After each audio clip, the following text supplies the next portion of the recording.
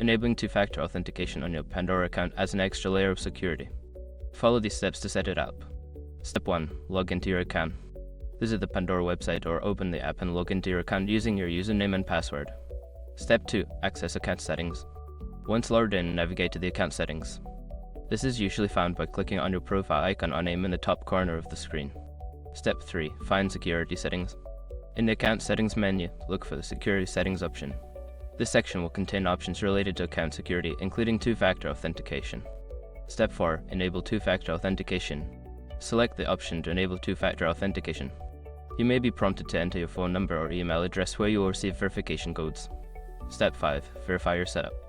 After enabling two-factor authentication, you will receive a verification code via your chosen method.